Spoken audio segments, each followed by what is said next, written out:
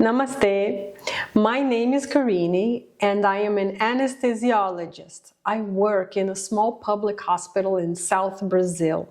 My goal is to bring Ayurveda to improve the perioperative care that we give to our patients.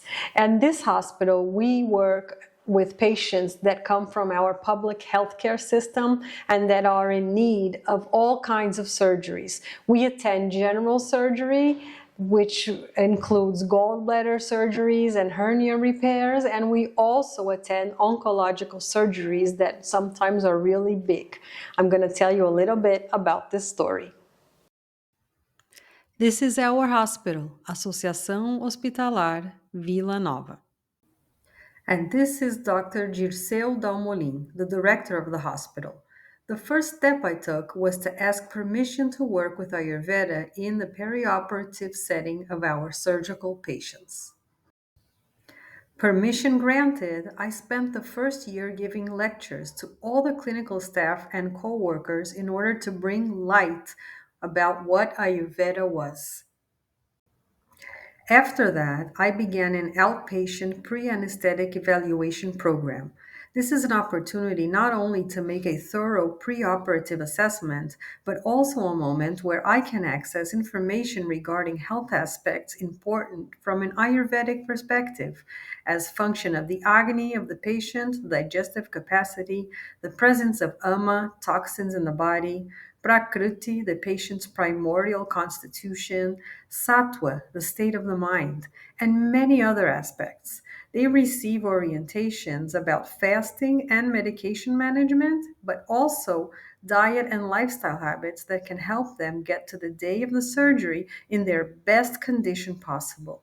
I prescribe also pranayamas, breathing techniques, and guided meditations that I personally created.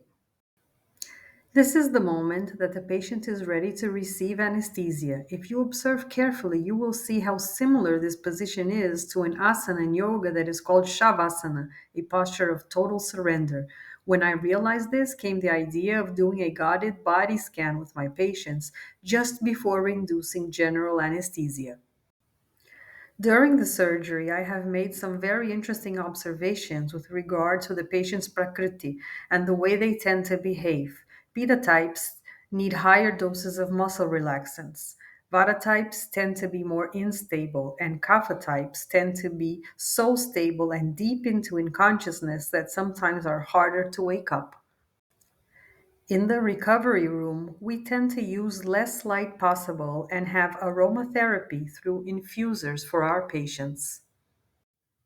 As soon as the patient is capable of oral intake, warm water is offered as a form of stimulation of the agni. We are also starting to use an Ayurvedic herbal preparation to treat nausea and vomiting in the postoperative period.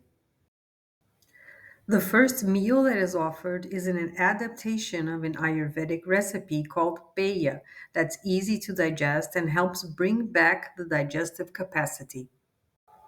As an adjuvant for pain management, our patients receive warm water bottles. This also helps to bring back normal body temperatures. In some cases, I have performed Pada Pyanga with warm medicated oil with the intention to observe if there is any impact on the recovery time from spinal blocks.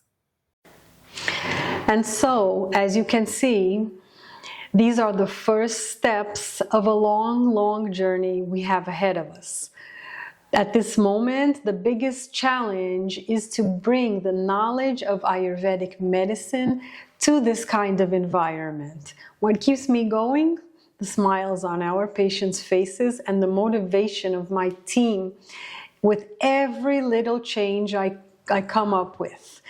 Because this is something new, not only for modern medicine, but also for Ayurveda, because I believe that we are the first hospital, maybe the only one in the world at this moment, to bring Ayurveda to the perioperative care of our patients. And I really hope that as I talk more about this to others, this can be an inspiration so we can take this kind of care worldwide. Namaste.